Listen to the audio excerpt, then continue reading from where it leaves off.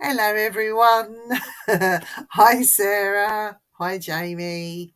Hi, everybody in the chat. I can't see you all. Um, Tonight, I'm on my own because Dan wasn't feeling very well today. So, what I thought I'd do is read you a little bit more of some of the short stories that I've written. So, I've picked two. I'm not feeling great myself, so I just thought it'd be nice just to let you hear some of my work that I've done, um, and to hear some of the stuff before is actually published. So do me a favour in the chat, guys. Could you just share this out for me? Because I'm not going to be able to do the both. Hi, Cliff. um, and I will go ahead and read for you. So something just a little bit different. I thought it'd be nice that you could hear a little bit of some of the stuff that's going on behind the scenes for me. So because we've just had Halloween, thank you. Because we've just had Halloween, I thought it'd be nice to read a short ghost story that I wrote called The Witch's Cat. Now, those people that know a little bit about me and know of me will know that I've based this story on my cat and made up the rest. It's all completely fictional. But I thought that I would write this little short story with my cat in mind. So I hope you like it. This is all my own work, okay? I have lots and lots and lots of short stories going on in my noggin. So we thought it's about time I put some down on paper and got them published. So here goes. Here is The Witch's Cat. Okay, I've got no glasses on and the wrong glasses with me, so bear with me on this. Here we go. The Witch's Cat. Dorothy was 76 years of age and lived alone in her bungalow in Hounslow. Her husband, Bernie, passed away suddenly 10 years prior with a massive heart attack. As Dot, as she preferred to be called, suffered with arthritis, the council agreed to move her from her beautiful three-bedroom house into a one-bedroom bungalow, as she had trouble climbing the stairs and even doing the most mundane chores. The bungalow was modest, with a small kitchen but nicely sized rooms, and best of all, she had a walk-in shower and bath. She thought it was the best fangled thing ever. Dot loved gardening. On good days, this bungalow was blessed with a spacious front garden, adorned with the sweetest smelling roses, and had a fair-sized back garden. The thing with living in Hounslow were the aircraft that flew over. It seemed every 5 minutes. You had a flying aeroplane over the property and the noise that came with it. Dot didn't mind that at all. Within a day of moving in, she didn't notice them at all. I suppose you would get used to them, wouldn't you? Dot's family had grown up and moved away. With a family of their own, Jason married a lovely young girl from Glasgow. So Jason, the eldest son of three, moved to Glasgow. Mark, her middle son, set up his own business buying and selling cars. It did so well, he ended moving the business to Dubai, where he met the love of his life, Faroon. They married and settled in Dubai. The youngest son, David, joined the army, but sadly he was killed in action soon after being deployed in the Gulf. Although the family hardly visited, they wrote on regular basis and called her on her birthday and at Christmas, and she felt as close to them as ever. 6 months after the move, Dot's health started to deteriorate and her legs hurt. She could not walk far, and her hands and wrists were in so much pain she could hardly hold a small cup of tea. Everyday things that would we would take for granted were becoming more and more difficult. The medication that the doctor prescribed were no longer working, and the painkillers didn't work anymore. Dot was in her living room, sitting trying to watch her favourite soap that had just started, fighting the pain when she had heard a slight scratching at the back door. Then the scratching got loud and loud, so loud that she heard it over the TV and in between the aircraft. Dot heaved herself out of the chair and made her way to the kitchen. She went to the drawer, first to pick up a rolling pin to protect herself. You just never know, she thought to herself. She unlocked the door and flung it wide open to find a huge, browny, black-coloured cat sitting on the step. As soon as the cat saw the kitchen door and the kitchen, it came running in and meowing, just as though it lived there and it was time to be fed. You don't live here, Dot said to the cat. Your owners would be worried sick.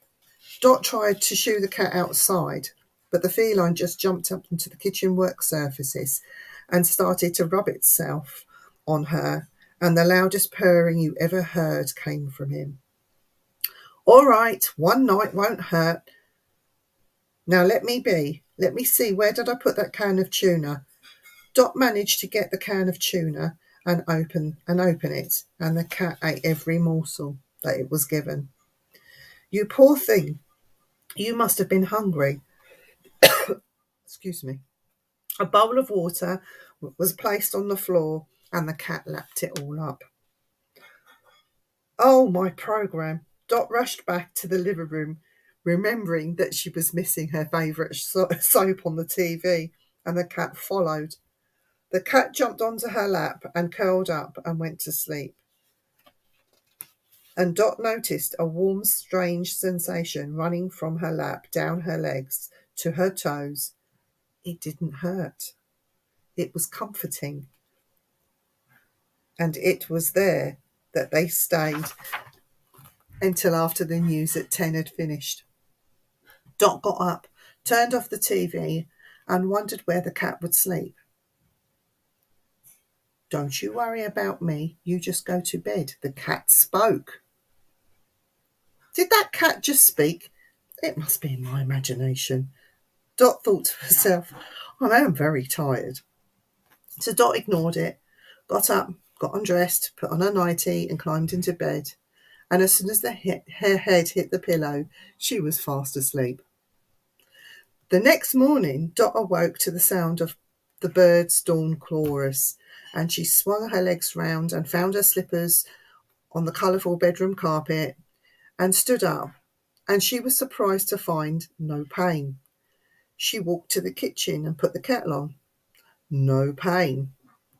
No pain at all from the waist down. I feel like a young woman again, Dot thought to herself.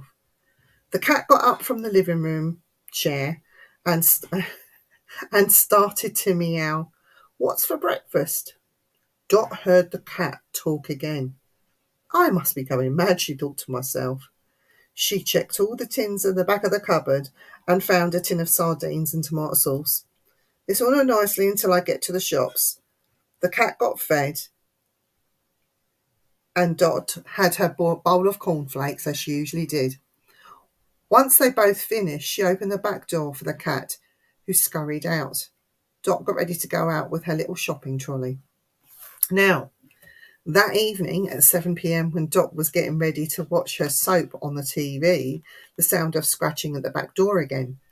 Dot got up and let the cat in like she did, and she heard, "Hello," as the cat was talking as it came into the kitchen again.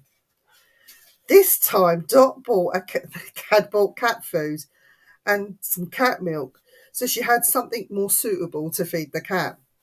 Here you go, my little friend, Dot said as she set the bowls down and then proceeded to the living room. After the cat had finished his tasty morsels, it strode into the living room like it owned the place and jumped onto Dot's lap for a bit of fussing. Oh, you do like that, don't you? She said. Yes, I do, behind my ears and under my chin especially, the cat replied. You actually talk human. Yes, my name is John. Glad to make your acquaintance. And thank you for the dinner. It was delicious. But how can you talk when you're a cat? My mother taught me, and her mother taught my mum. I'm not sure what to think. A talking cat is unheard of. Well, I'm not just any cat. I'm a witch's cat, and I belong to the person who needs me the most. After my witch passed away, I promised that I would help people who need me the most. So so who do you belong to, John? As of now, I belong to you. But why? I'm here to help you, Dot, if you'll have me. I can't believe this. I'm actually talking to a cat. You mustn't tell anyone about me, and you mustn't tell anyone that I can talk, and you must not tell anyone what I do for you. That's the deal. Your legs and feet feel better, don't they? Well, yes, better than they have done for years. Good. Now I need to work on the rest of you, and that's why I'm here. Thank you, John. I really appreciate it. Thank you, Dot, for taking me in and believing in me. The two of them lived together for the next 4 years. Dot's arthritis seemed to magically disappear, and she lived a very happy life in her bungalow with John for company. Sadly, Dot did pass away very suddenly, just like her husband. She passed away happy doing the things she enjoyed the most, her gardening. What happened to John? Well, nobody knew about John. It was as though he'd just disappeared until some months later, a particularly disabled lady named Jean was sitting in her bungalow in Feltham when she heard a sudden scratching on the back door. Be nice to those cats that just turn up, especially those black/brown ones. It could be John coming to visit you. You just never know. So that was my ghost story about a witch's cat. What did you all think of it? Let's get some feedback from the chat. So these are just all made up stories. They're not real. Okay, so Jamie. Oh, Sarah. Hi, Sarah. Hope you're well. Jamie. It's just me, Jane. Hi, Cliff. Yeah, well, I'm sure we will. It's just the post-Halloween blues, I should imagine. Hi, Nicola. Hi, Rob. Greetings to you as well, William. I'm hoping you're well and feeling revived and refreshed after last night's rituals, actually. But yeah, a little bit like Jack and Ori, but all the work of Viv. Thank you, Louise. I hate reading my own stories. I wish Dan was here to read them, actually, because he would do the voices and everything. So yeah, I do my best. Thank you, Nicola. Well, I have one more story. So this is going to be a shortish podcast. We'll see what happens. But yeah, I've got one more story, and then there's no more. There are more stories that I've written in here, but I'm just going to do one more. I don't want to read all my book in case somebody plagiarises my work. You just never know. But so I'm going to read one more. And this story is called A Birthday Wish. It has a slight twist to it. So let's see what you think of this one. Bedfont Children's Home was always a busy place. They always seemed to be full, never empty. It was here that Jessica found herself being placed at just 6 years old. Normally, The children here do not get put back into foster care or placed anywhere else.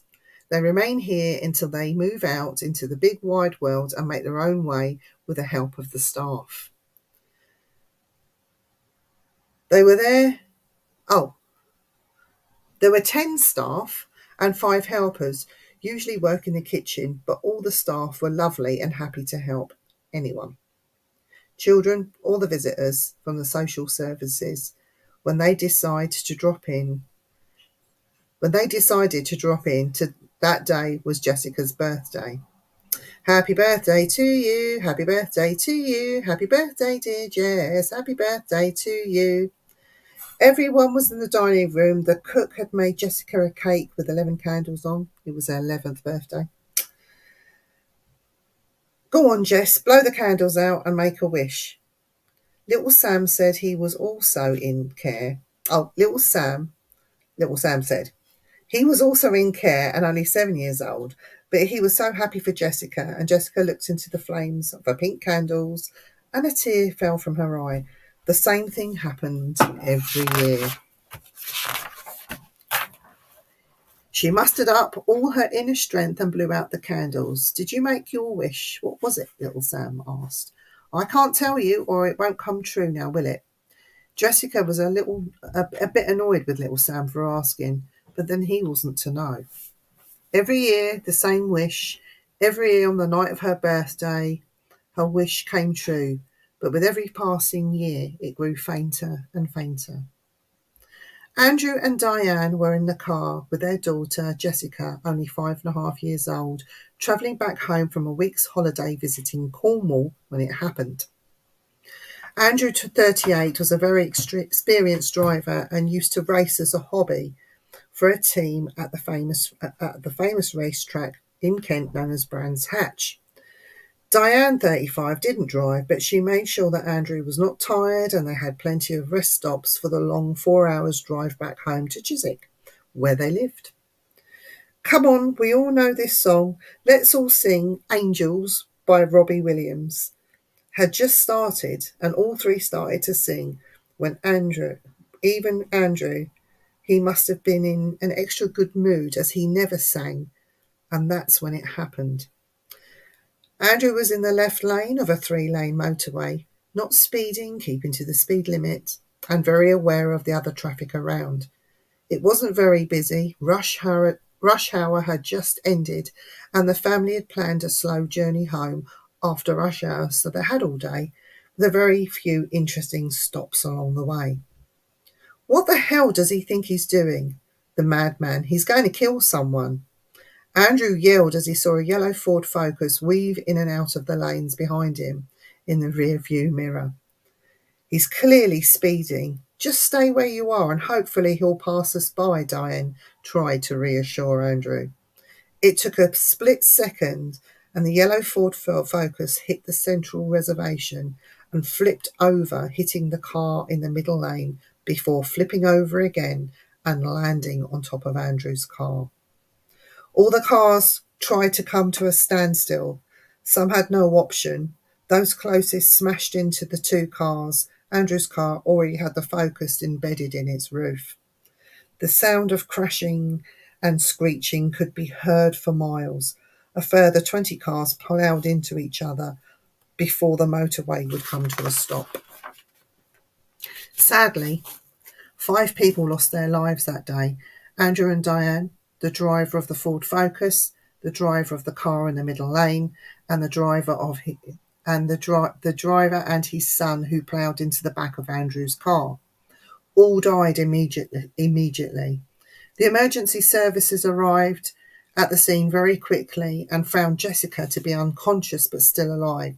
She was rushed to hospital, still clutching her bag puss Teddy that Andrew had just bought his daughter while on holiday. There were no family to contact, no one to look after Jessica, so social services were called to the hospital for Jessica's care. She eventually was placed into foster care, and when that didn't work, they found Jessica a place at Bedfont Children's Home, where she remained. The day of the accident itself was Jessica's birthday. It was bedtime at the home, and all the children managed to wash, brush their teeth, and just settling down into their rooms. Jessica shared a room with Zoe, who was a year older than Jessica. Zoe acted older. She saw it was her duty to keep all the younger kids. Sometimes it was welcomed and sometimes it wasn't. But Jessica really liked her and they all got on so well. They would share makeup and body sprays and do each other's hair at the dressing table in their room, just like girls do. But this night, Jessica lay there in her bed, pretending to be asleep, while she waited for Zoe to do that deep breath thing she did once she fell asleep. It didn't take long. Jessica climbed out of her single bed and tiptoed across the room to Zoe's bed to check that she was actually asleep. Next, she positioned herself on the little stool at the dressing table. Jess reached down into the bottom drawer and pulled out 2 jars that had candles in them. The Airwick candles that had the fragrance of pine and the other a floral bouquet. Jessica placed them either side of the mirror and then reached back into the drawer for the matches. Candles lit, Jessica then stared into the mirror. She looked deep into the mirror and slowed her breathing down. Jess looked over her shoulder into the reflection of the darkness of the room. Just faintly, Jessica could make out the outlines of 2 figures beginning to form. The forms took shape very quickly, and there, as though they're in the flesh, Mum and Dad standing there smiling. "We are so proud of you," Diane said. "Mum, Dad, there you are. I was afraid you wouldn't show." "We will always be there for you, my love, for as long as you need us," Andrew replied. "I still have him. See, Bagpuss there, Dad." "I do. And when you hold him tight, you know that we are not too far away." Andrew beamed with love and pride for his little girl, now growing up. "Who are you talking to, Zoe?" Heard Jessica talking to her parents and was now standing behind Jessica, looking into the mirror. Before Jessica could answer, "Oh my God," came from Jessica's lips. She had caught the sight of the 2 figures standing on the other side with their reflections smiling. "Don't be afraid. Don't scare them off," Jessica pleaded with Zoe. "We have to go, Jess, but we'll be back next year. We love you and we always will be with you, watching over you." Diane started to fade first, followed by Andrew, waving as they disappeared. "Look what you did. You scared them away." Jessica started to cry. Every year, when Jessica blew out her birthday candles, she wished that she could see her parents. And every year on the evening of her birthday, she did. Now, they say be careful what you wish for, but this is just beautiful, don't you think? So, that is a birthday wish with a little bit of mirror scrying thrown in. So, what do you think, guys? Do you think I should keep writing or should I just stop there? Everyone's gone quiet. They don't know what to think.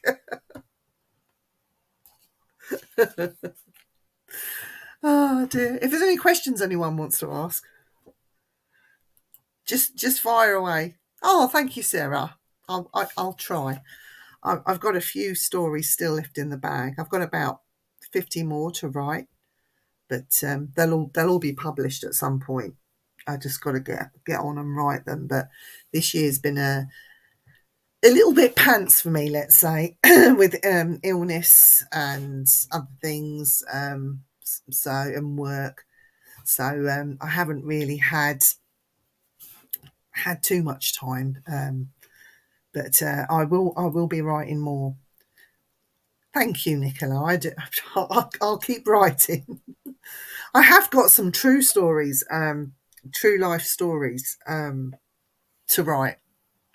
And one of them is a case that I did a good few years ago now. And I sort of got stuck in the way that it's hard to explain, but I sort of got stuck and put the book down and I think I'll come back to that later, because it's knowing how to get the story across that people can understand. So I've had to fill in some blanks and do a lot of research. I'm still researching at that research stage, so I've just got to write a few bits up, and I can carry on. But writing properly is for me, it's quite hard, especially when I'm having to do some research and put that actual work in. But I will get that done. And the other story is that extreme haunting case as well.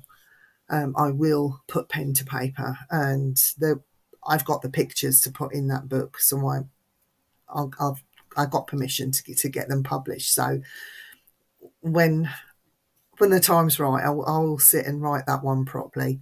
But again, it's like finding time to do it. It's when do you do it? You've got to make time and sit down. But yeah, that's the author part in me. It's happening, but very slowly at a very slow pace. You watch, you'll get about 10 books come out all at once. Where, oh yeah, I've written that. I'll get that.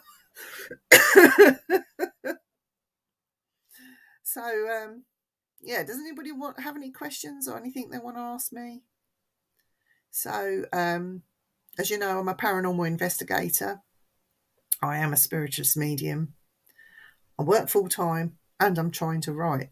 So yeah, that's my bag at the minute. And it is quite hard, and as well we've got the podcasting, and we get guests on and things like that. So it is a very busy life. Anybody got any questions they'd like to ask? Did anybody do any ritualistic things last night for Samhain? I'm not pronouncing it right. Or for Halloween? Did you go out trick-or-treating, watch scary movies? Did you do anything like that? I was on here podcasting last night, so I didn't get the opportunity to do much. And then I had to spend about an hour trying to get the makeup off. So yeah, so that was me yesterday, and then I was done, dinner, then bed, and up for work tomorrow, I suppose. So but my husband was busy looking after the trick-or-treaters that knocked on the door. So Halloween was a little bit of it was nice, don't get me wrong, it was interesting, but I didn't get to do any rituals. And when I sort of went to bed last night, I did put out some thoughts for my loved ones that had passed away. But what was interesting, Halloween last night, before we went to air. Now, William, if you're still there, this is where you were mentioned. Dan and I did a ghost hunt 2 years ago. 2 years ago now? A year ago, in a graveyard that is connected to a very small village. And you've heard the story from me and Dan where we saw these things that frightened us, basically. Anyway, forget the graveyard. The church is owned by one lady. All of the houses in this village is owned by one lady. And she had a massive, massive hall, like a stately home that she lived in with her husband. It's a lord and lady. And it is titles that are bequeathed that go back to Tudor court. I won't mention the name. And long story short, this title got passed down through family. It was inherited. And the last lord of that name lived in this big hall, and he passed away. Obviously his body was in the hall, lying in state until, I say in state, he's not royalty or anything, but it was lying there until they took him to the church to have the funeral and to be buried. Soon after he was buried, the house was torn down. The big hall, the stately home, was torn down, and the lady, his wife, moved to a smaller property within the village. She owned everything.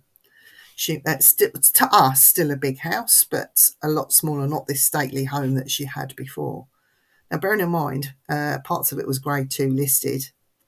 She didn't care. This thing got torn down, and as far as we know, well, the stories were that he was tormented in that stately home, right up until when he died, and then he was buried. House was torn down, and she lived like, okay, she grieved for her husband, but she lived a relatively normal life. Now, was what me and Dan saw in that graveyard what was tormenting the husband? Don't know. So before we came on air last night, we had the Ovulus. It mentioned the family name, and it kept talking about books, and it mentioned William, the name William. Now, we put two and two together and come up with William Southey, who has, I should imagine, many, many, many books on alchemy, and maybe we should be asking William Southey questions as to what we experience, what we know, the research that we've done to get the answers of what we saw. Because nobody has been able to tell us, or they tell us, but they give us their opinion. They don't give us, I'm not saying the right opinion, that's not what I'm looking for. We just want to know what these things that we saw could have been, because they were absolutely frightening. So now the Ovulus is talking about that time, mention the family's name, mention William, mention books.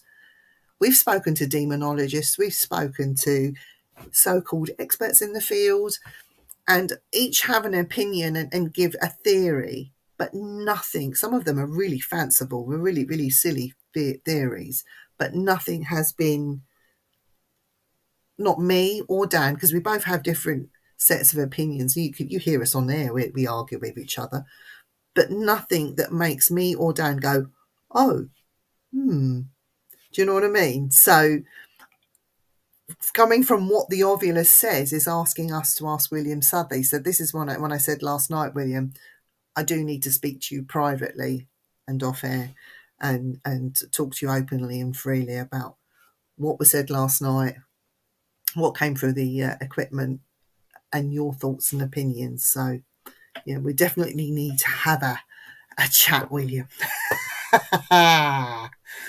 So Cliff says, I talked to chat, I don't know what that is, chatgopt, and AI, and I tell it to be a paranormal investigator, and I've got to ask it questions. Now, there's been discussions about AI and paranormal, and AI taking over paranormal. There is, I was talking to somebody who knew about this person that had been feeding paranormal related and supernatural and cryptid and all that stuff, was feeding this computer all of this information, putting all these words in and pumping it all in. And it was over a couple of years that this went on. And then they asked it a paranormal related question about, is there life after death? And where AI is increasing all the time and getting better and better, the response they got was gobbledygook. So this thing about AI taking over and AI becoming, haunted AI or being possessed by AI and all that, it's never going to happen. It's all like, we have freedom of will, and our subconscious is always it's always moving and flowing, and it's on the go whether we realize it or not.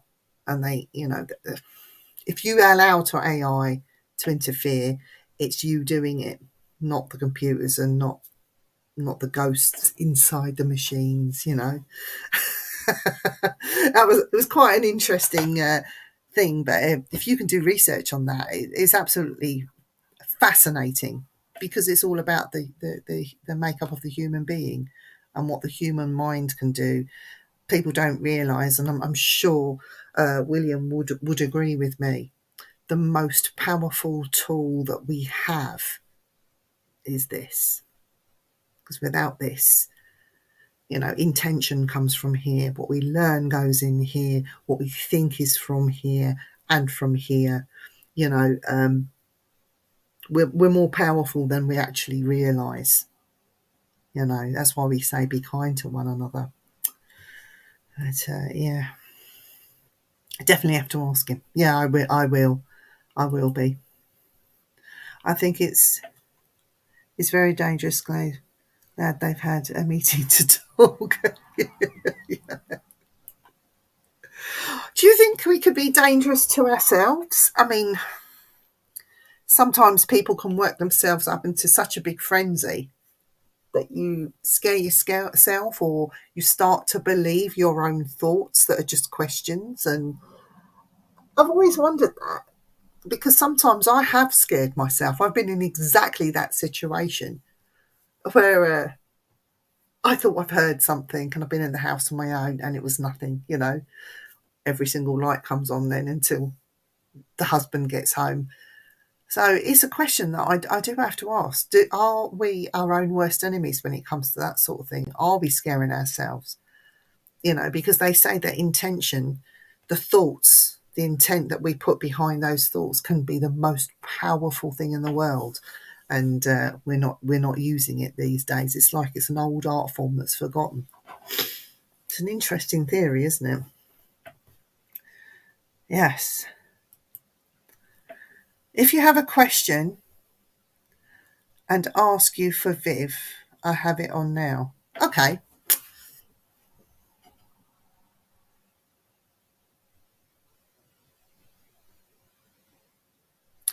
Just trying to think of a good question.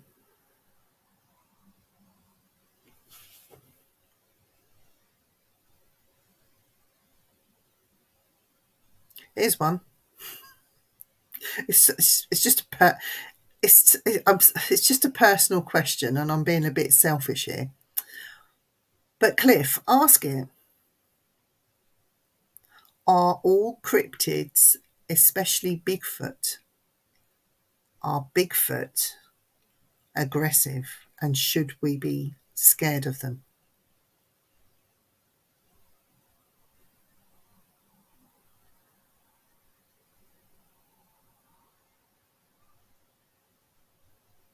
You can see what it comes back with.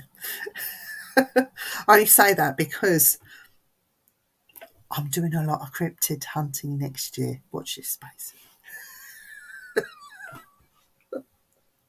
I don't want to get hurt. I don't mind a ghost, but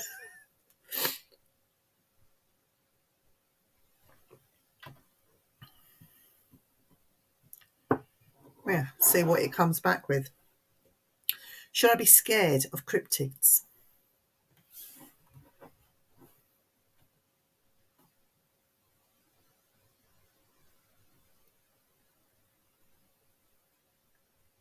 Yep, we're not going to answer yet. He's thinking about it.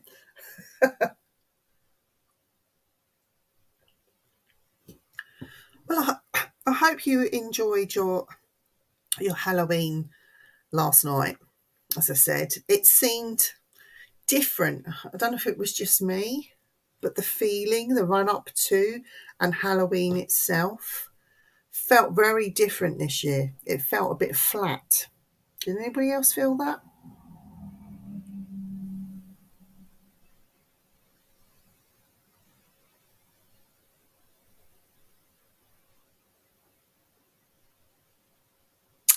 Right, Cliff, the reason I asked that question, I'll put up your answer.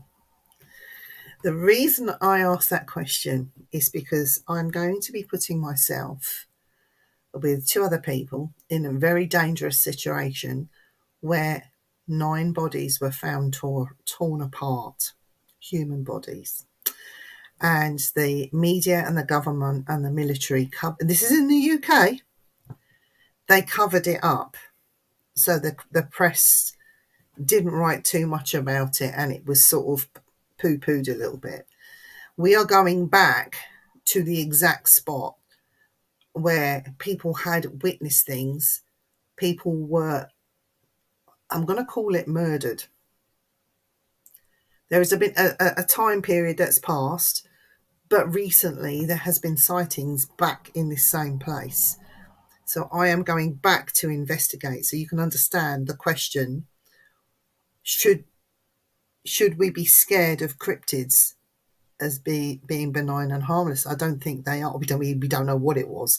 It could have been an axe wielding maniac for all we know. But this is the reason why I'm asking this question, because I'm going to be putting myself in positions where there has been cattle mutilations, human mutilations, and a particular cryptid being seen there. And it's not the only place I'm going.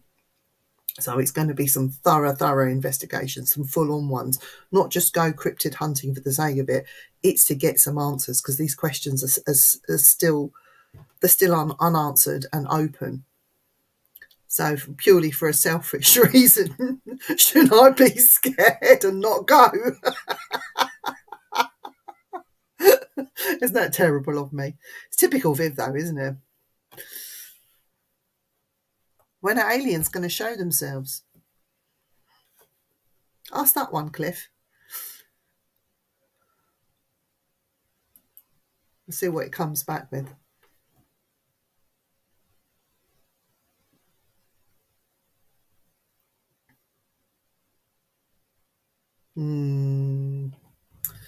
Could be human that done it. We shall see. We shall see. Because humans are bastards. We all know that.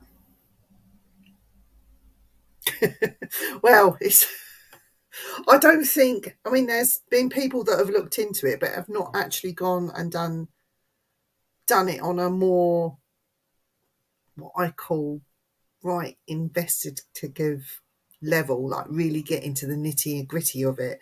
Ask the questions. Don't be scared to say something that will upset someone. Just get down to the truth. There's too many people that at the minute that are too airy-fairy. Get in there, do the investigation, go and speak to the people in the villages and the surrounding people. And there are some people still alive that were involved in that. So yeah, it's on. And people say, oh, England doesn't have any cryptids. Actually, they do. And it is mad what's going on. Not just at the moment. In history, people have just not spoken about it in England. So yeah, it's coming out. It's coming to the fore. Ooh, that's a long one. Fear is a natural response to the unknown, and it's a personal matter whether we should be scared of cryptids. It seems essential to approach cryptids as with any mysterious phenomena with a sense of caution and to respect for the unknown. Instead of succumbing to fear, consider embracing curiosity. Yeah, open-minded exploration and a desire to understand these enigmatic beings. But the thing is, it's like, so there's my thing, right? There's being cautious, there's being looking at it in awe and wonder, like going to the zoo and seeing a great big grizzly bear behind the things. Oh, I'd love to give that a cuddle. It's going to rip your face off if you go near it. So there's love in it, and there's being just damn stupid. And it's finding an equilibrium. It's finding a happy medium. Like going into these, I'm happy to go into these places. I'm happy to investigate, and I'm happy to go witness. But I do not want to put myself in any danger that's going to mean that Andy ends up a widow. A widower? Do you know what I mean? So yeah, it's because some people, I'd love to go in there with, oh, look, there's a Bigfoot. Let's sit and have a cup of tea with him, he's going to rip my head off. That's not going to happen. See what I mean? Yoo-hoo, Claire. Hope you're doing well, my darling. The thing of any potential contact with extraterrestrial beings remains uncertain and speculative. While there have been numerous claims of UFO sightings and encounters with alleged extraterrestrial entities, there is no widely accepted scientific evidence to confirm their existence or their intention to make themselves known. Why is this AI, Cliff? Is that this AI thing responding? Just out of interest.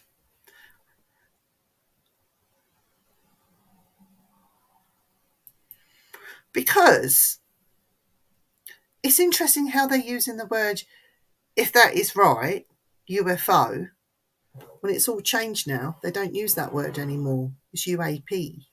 Is it UPA? UA? Yeah. Why is it using the word UFO and not UAP?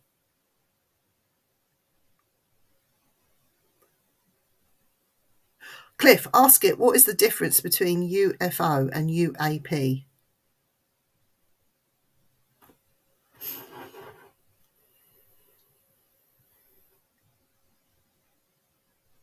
See what it comes back with. We're terrible trying to make it slip up. It's a bit like Alexa, isn't it? Using Alexa. I don't trust Alexa. Not at all.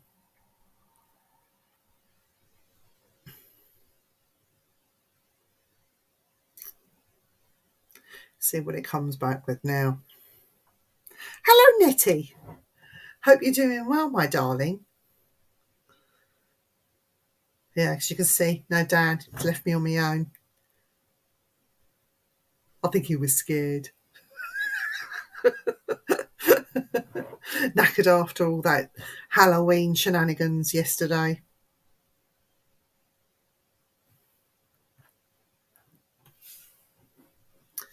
But yes. So,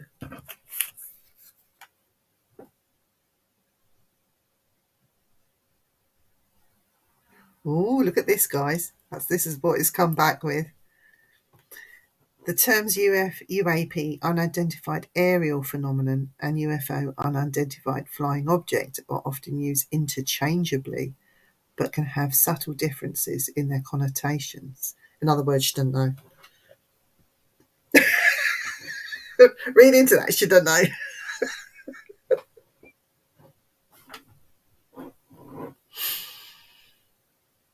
It's funny because there are people that are saying that worked within organisations, not military, okay? So organisations and government-run organisations that have said that they've already made contact with alien or other life forces, being alien.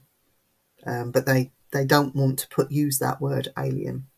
But they can't decide for the messages that are coming back because they just don't understand them. So,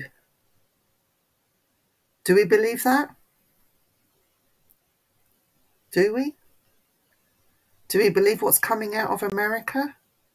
Because the Americans and the American military, especially the retired, are saying too much. Are they saying it just to make a bit of this? Is it a smokescreen? Because America has a lot to say about it.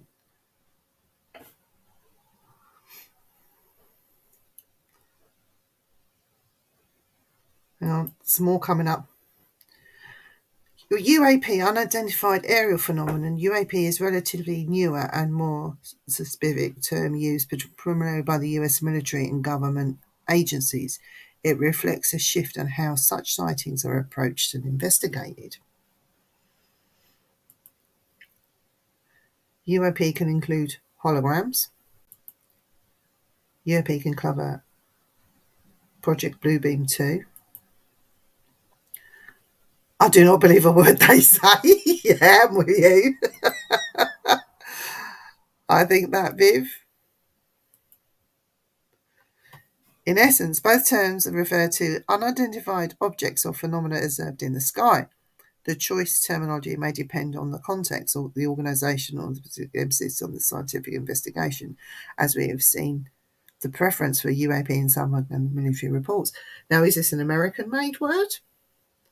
Because I'm telling you now, China no more, India no more, Russia knows more. If anyone is going to spill, that will be the moment. I reckon it'll come out of Russia. Don't you think? Think about it.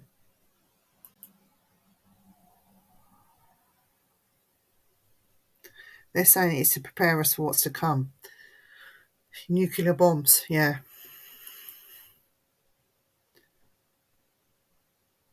Exactly, Claire. Spot on. Spot on. It's, yeah, I don't know.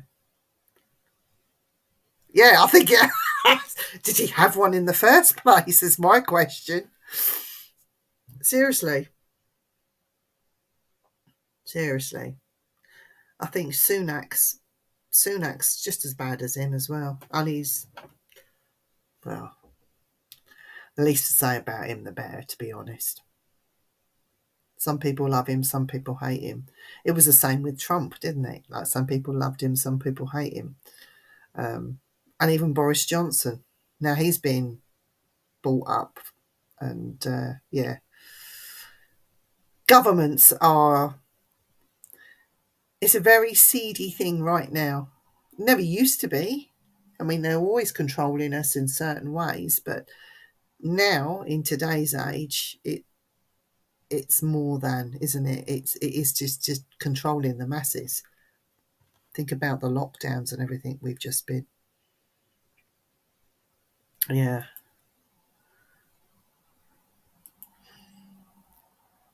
Yeah, exactly, Cliff. Exactly. Which Biden version? I think they're both as bad as each other, aren't they? Like father, like son. That's what.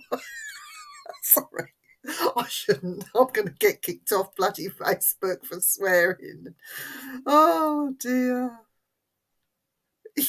Yeah. Fear, divide, and conquer. Yeah. No, that definitely.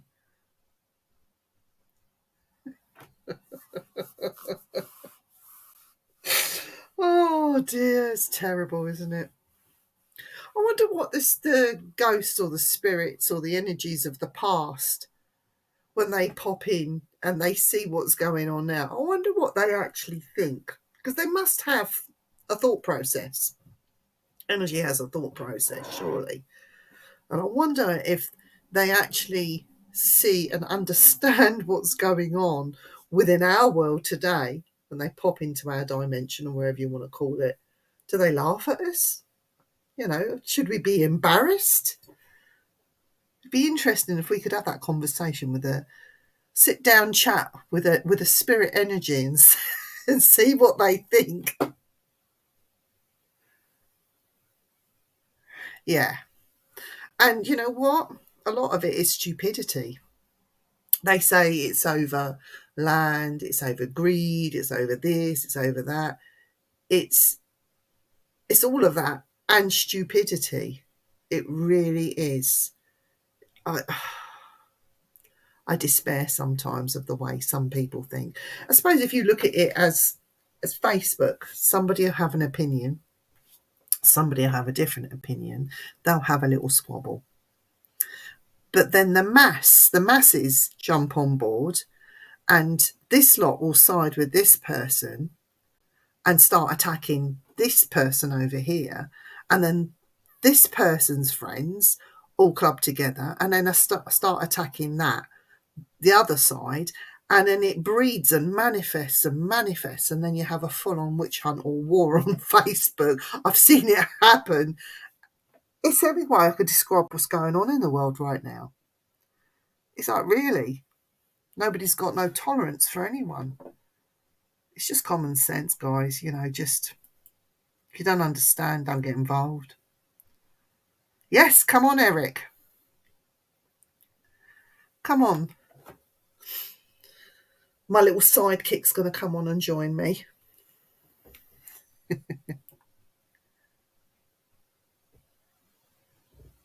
The AI has been named as Dan, which stands for Do Anything Now. We'll tell him that when he comes on. I'm going to call him, all right, AI, mate. Yeah. Here's a question for those that are investigators and investigate the paranormal.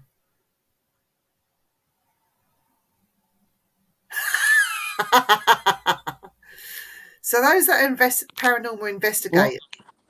I'm here. So I'm asking people in the chat, those that are paranormal investigators or go out and investigate that would like a piece of equipment designed and built, what would it be and what would you use it for? Clean answers only. So just to give you a few ideas, Eric, what people would like built and seen. Hello, Sarah. Sarah. So yeah, any ideas? Do you want anything built? Do you want a prototype from Eric? Yeah, let me get my pen and paper out, and then I can write it down. Let's see what people come back with. Well, I did find a whole bunch of really nice stuff on Amazon that has they have a lot of circuit boards that you can put together and stuff. So I was thinking something through my head and like something thermal, motion sensor, and REM pod together. Wow.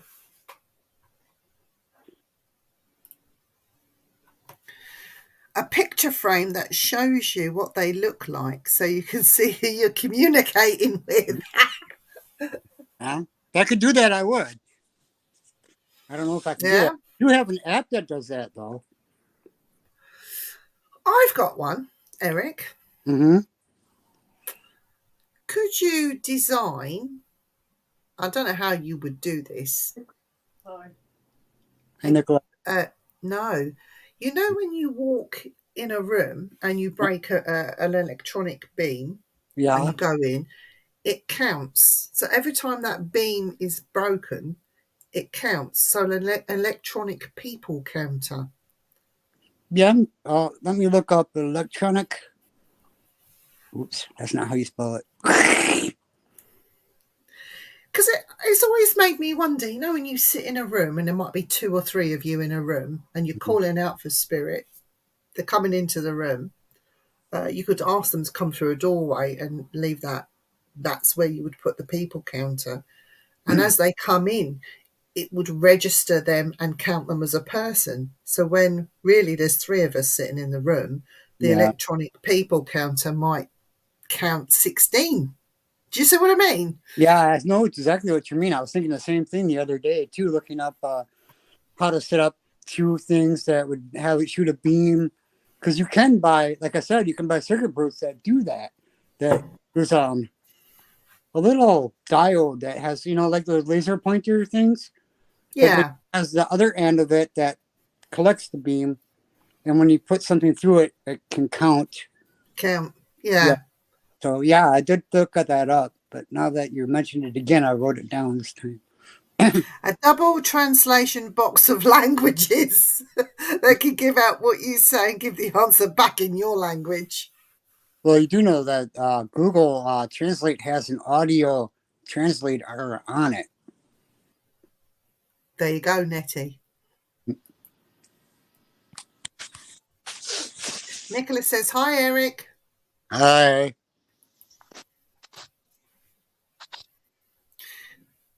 Oh, excuse me, I'm burping away. My tea's making me burp, so I do apologise. That beam counter would be good in a locked-off room with permanent recording full spectrum camera. So yeah, that people counter thing would be amazing. You don't even have to count the people that just set it up, walk away, leave your camera on, see if it counts them, and see if that people counter goes up or down. A geometric sensor that detects the change in Earth's magnetic field. There actually is something like that, but it's really, really expensive and it's used for scientific studies. Mm. Do you know, I've always wanted what's it called? You know, the geophys that Mm-hmm. you put in the ground to detect voids to see if there's any gold or treasure hunts. You know, I've always wanted one of them, but if I got one of them, I still wouldn't know how to use it. I'd be digging holes everywhere. Yeah. It's understanding and learning how to read it. It's one thing having the equipment, but Yep. fully understanding how it worked for me will be.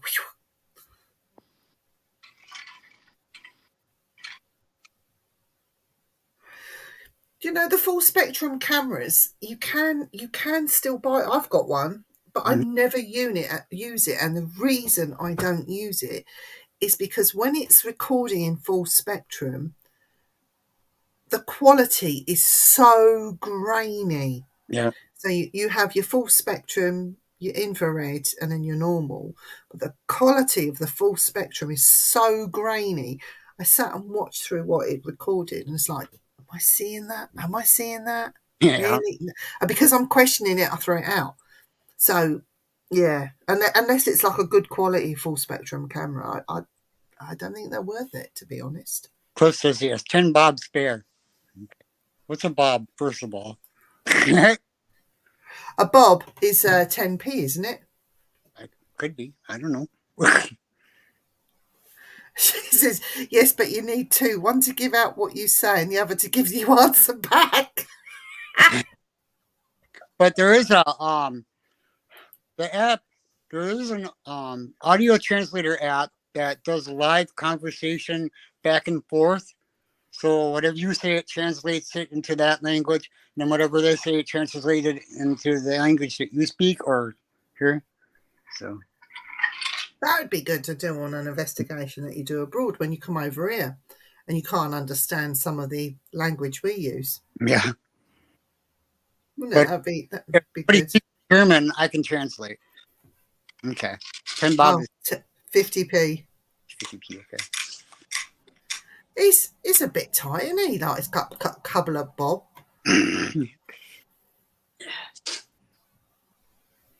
Don't all these people with money always plead poverty, so we know that he's not short of a penny or two. Is that a cliff? So what you been doing today, Eric? Anything good?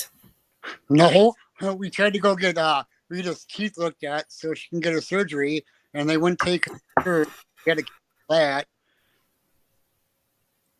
Oh, So now I gotta find a place for her that takes her insurance because she needs that surgery done.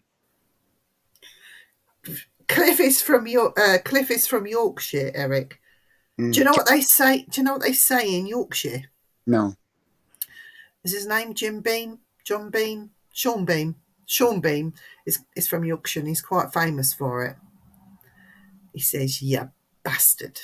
That's what they say. That's what they say in Yorkshire. Have you got Yorkshire tea? No, you bastard. You get Yorkshire tea. I tell you, I'm getting really used to it. It's the best tea, actually. Yorkshire tea. I'll try it when I get out there. I've been looking for places the last couple of days, about 40, all of Scotland and 40 miles out from Scotland. So You need to go to Yorkshire, seriously. I'll take you. I'll drag you if you want. It's not a problem. that's fine with me. Yeah. There's a lot going on in Yorkshire right now. Greetings, neighbour. Lincolnshire here. Hi, Claire. Claire. She's my neighbour.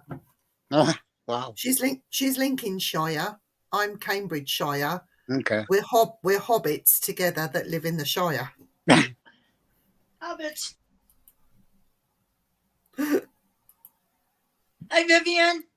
Hi, Rita, my sis. I said it, yeah, but I didn't know you. I didn't think you saw it. Claire says Yorkshire tea, their new tea is now biscuit flavoured tea. It's horrible. Ew. You know when you dunk your tea in your biscuit in your tea, and then you've got that flavour of your biscuit in the tea. Mm. It's just tea that tastes of that. Ew. But they do one that's supposed to taste like jam on toast. That's better, but the biscuit one's awful. Ooh. I've never had either, so I think the only thing that I've had is Earl Grey at one time. But Oh, very posh. Mhm. It's a rose between two thorns. Do you know what, Claire? I was in Yorkshire about 3 weeks ago now. I went to Whitby. Yeah. At the time, it was really good fun. Really good fun.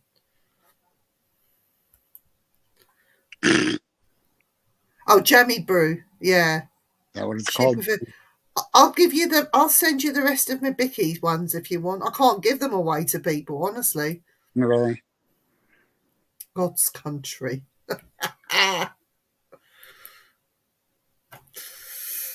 So yeah, maybe I should put some in that box that I'm going to send up to you before Christmas. There you go. Yeah, you can do that. Yeah, put some Yorkshire tea in there for you. Get some Yorkshire in you there, lad. That's how they talk like that. Oh dear. So we are having a break this week. It's not our week on for the Spiritual Hour on Simply Spooky Network. So the following week we'll be back on and continuing with chakras and opening and closing of chakras and grounding. So it's going to be an interesting show. I'm really looking forward to that. And we're going to combine it with the breathing techniques that we did as well. So Mark might be on to join us as well. He might have a different version of how to connect it all together. He might not, but if he does, we will learn that as well. So we'll all bring everything into the mix, so you can take what you need and leave what you don't. So that will be an interesting show, I think. Well, you know those ones that you were talking about? The what? Sorry? The marriage chakras that you were talking about? You know, the head, what was it? The eye, and then the mouth, and then the heart, and then the belly? Or Yeah. Okay. Well, I think I opened them all last night and forgot to close them. So you need to close them tonight. Oh, what's he saying? Oh, hang on. Send him some Aldi Chocky Big. Do you know what I found? And I hid them in the fridge because Andy loves Galaxy chocolate. really? And I have found Galaxy chocolate digestives. Oh, wow. Oh, my God. I'll tell you what. It's a game changer. Mm-hmm. Honestly, it's a game changer. Have you done Reiki? I'd like to do further levels, but I can't find a teacher I can connect with. No, I don't do Reiki.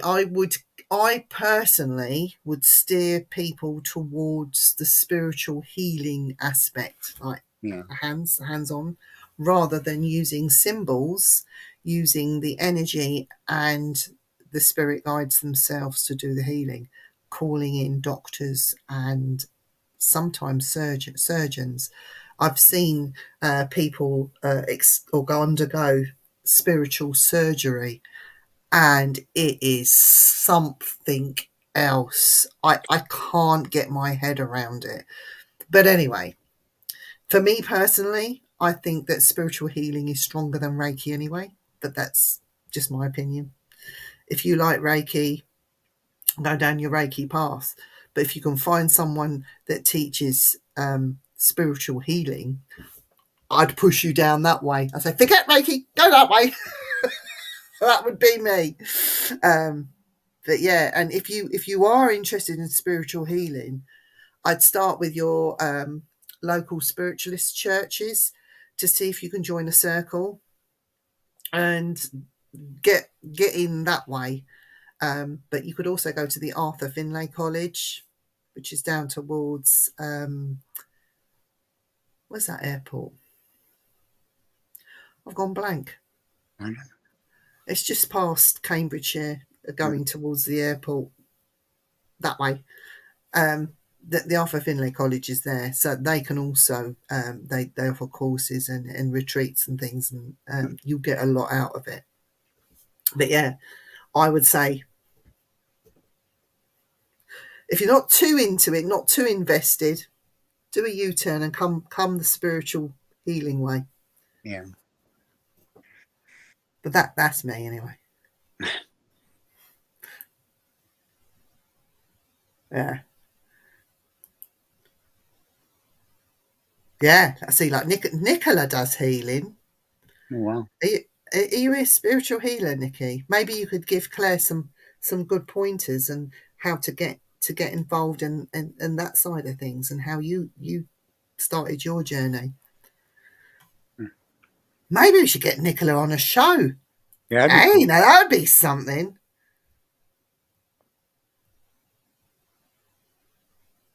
There you go, Cliff. Why do I know that name?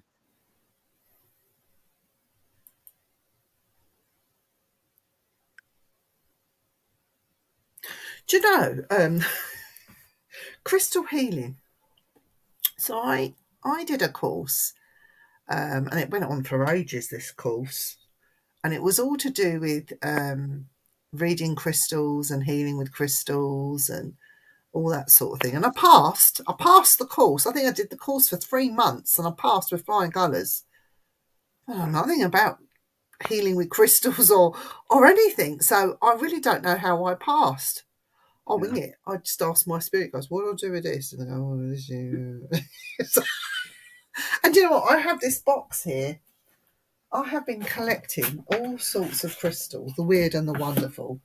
If I have a weird one, I think I've cracked it, if I find a weird one. And I have crystals in here that you can't buy in the shops for love nor money. Yeah. But here's one that I found. I'll put it to bed. I'll put this one to sleep. This is a funny story. You'll laugh at this. I went to a alien con, right? So it was called The Awakening. It's more about aliens and a few cryptids. Yeah. And they had some stalls. And I'd already just bought a massive crystal that cost me a lot of money. And I walked in, I see this particular crystal stall, and I said to my husband, I'm just going in to have a look. No, you're not allowed to buy anything. I said, no, I'm not buying anything. I'm just going to see what's about, as you do. And they had moonstone on there. And I love moonstone. And I saw this moonstone, and they had black moonstone that you don't see very much of. Anyway, I see this one. I fell in love with it.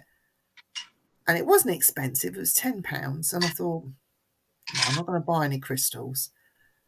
If it's there later on, maybe it's there for me. Left it. Came back a few hours later. It was still there. And I thought, yeah, I don't really need it. If I'm buying it, I'm buying it just for the sake of having it. No, I'll leave it till right at the very end. And if it's still there as I'm walking out the door, I'll buy it. It was still there. Wow. Here it is. That's cool. Now, this light won't do it any favours, but this is my moonstone. Wow. And it's just, it's got the sheen on it, and the actual lines that you see actually glisten. Oh, wow. But I wouldn't know what to use it for. It's just like I just hold it. It's just, and it's, yeah. But yeah, it's like that on both sides. So yeah, I didn't choose this crystal. I found it fascinating, but it chose me. It called to me, and nobody throughout the course of the day, and there was quite a few hundred people went in there. Nobody bought it, and so when I was leaving, it was still there, and I thought, I've got to take it home. I've got to take it home with me.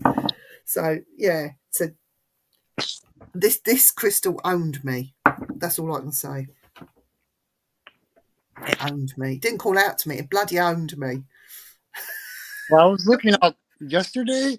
They have little round actual stone, like those kind of stones, beads that you can buy and make into bracelets. And I was thinking of, which ways can I put different stones in to make it so it's good for me.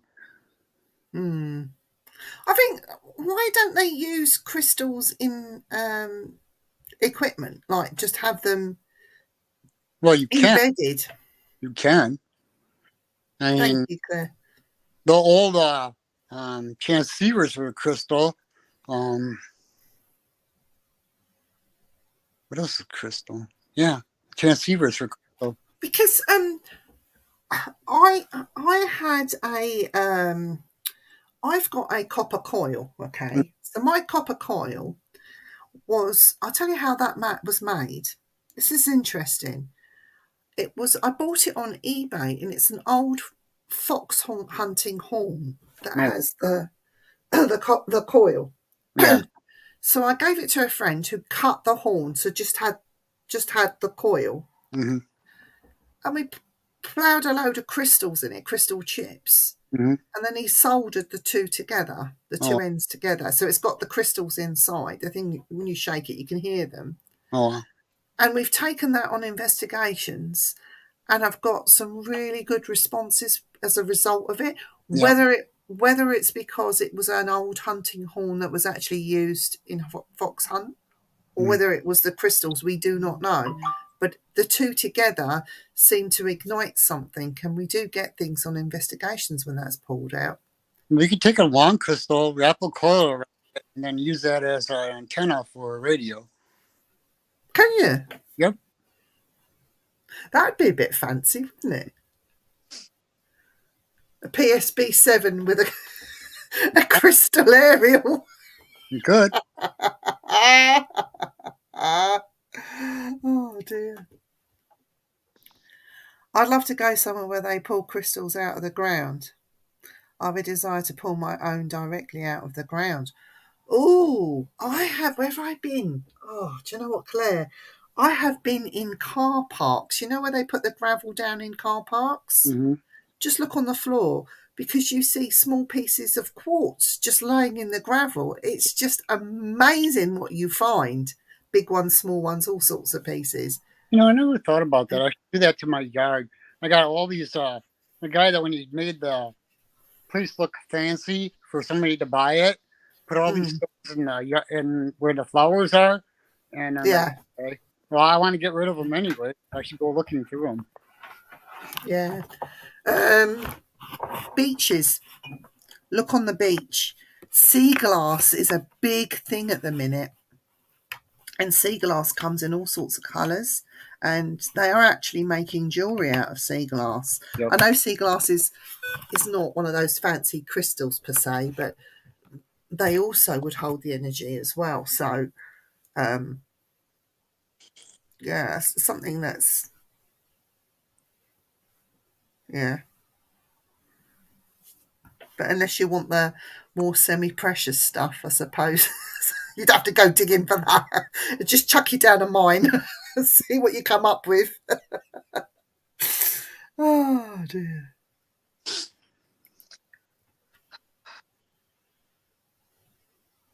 Oh, wow.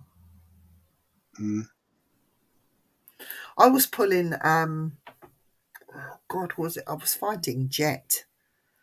Just pulling out pieces of jet. It was, people saying, oh, they make jewellery out of that. I thought, what that? I've totally disrespected the jet, but jet's not my cup of tea. But peridot. Do you know, peridot now is so sought after. You don't hear much about peridot anymore. It's a good crystal. A very good crystal. Well, Eric, I think I'm coming to the end.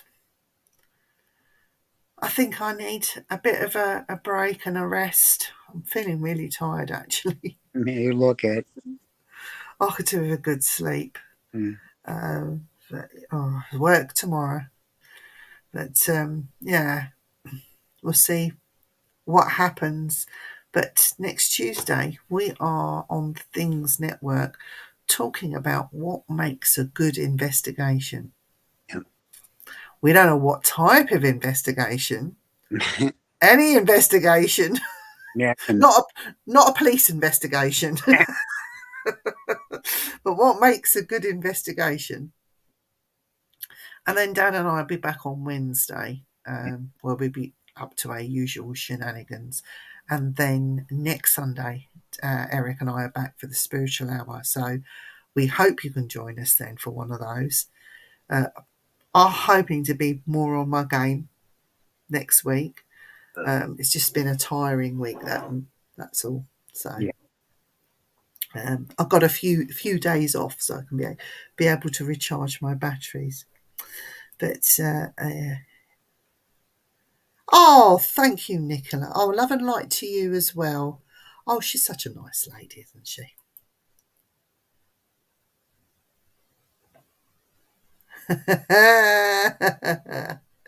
Claire, she's great, isn't she? I remember when I was picking up Berido from the beach in Lanzarote. Yeah. You need to get on a holiday, get a jump on that plane and get back out there. That's what you need to go. Get back out there and do it again. But yeah, last words with you, Eric. Anything you want to say before we run away? I mean, Run away! just have a good night and be safe, whatever you do. Yeah. And Eric and I will be back next Tuesday on things. Hopefully But with Anne and Mark and yeah. But in the meantime, just keep yourself safe, wrapped up. We've got another storm that's hitting tonight / tomorrow, and it's going to be a lot of wind and rain. So whatever you're doing, wrap up warm, keep yourself safe. And if you are prone to flooding, just look out for one another, yourself and your neighbours. Just check on each other and just make sure everybody's okay. Yeah. And go around, don't drown. Yeah, no, just don't take any risks, Don't try and make that journey somewhere if you can help it. Just stay at home, stay warm, stay dry, and stay out of harm. And, we hope to see you again next week. And the week after that, and the week after that, and the week after that. But yeah, just look out for yourself and for your neighbours. And we'll see you next week. Take